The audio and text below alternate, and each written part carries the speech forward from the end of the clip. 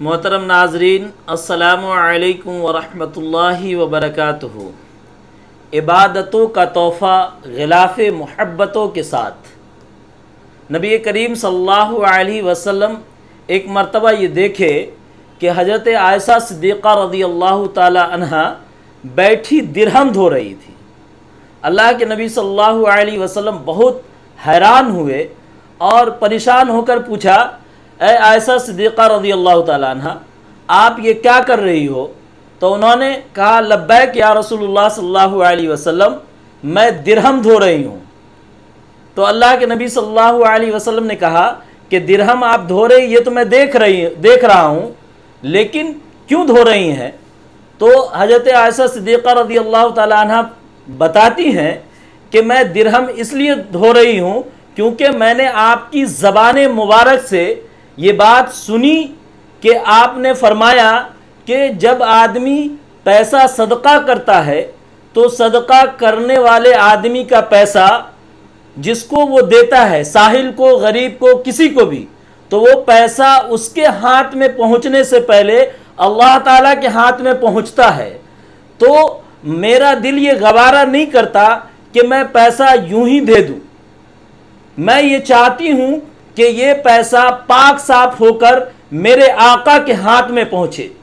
سبحان اللہ، اللہ اکبر۔ محبت کی انتہا دیکھیے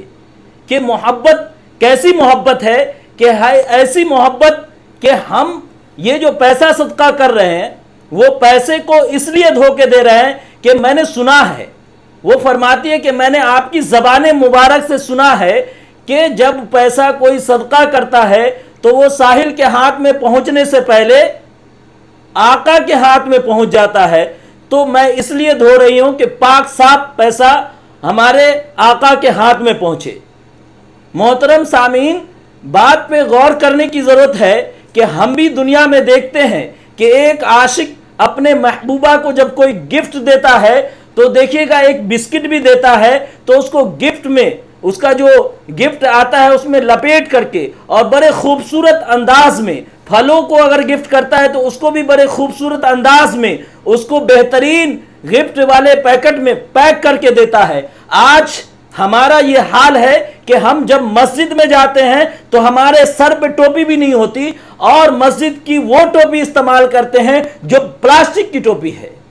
تعجب کی بات ہے، حیرانی کی بات ہے کہ ہماری محبت خدا سے کیسی محبت ہے جب ہم اللہ کے سامنے اپنے سر کو جھکانے کے لیے جا رہے ہیں، اللہ کی عبادت کرنے کے لیے جا رہے ہیں، تو ہمارے سر پہ وہ ٹوپی نہیں ہے جس ٹوپی کو لے کر کے ہم کسی ایسے شخص کے پاس جا سکتے ہیں جو کوئی عہدہ پر ہو، کوئی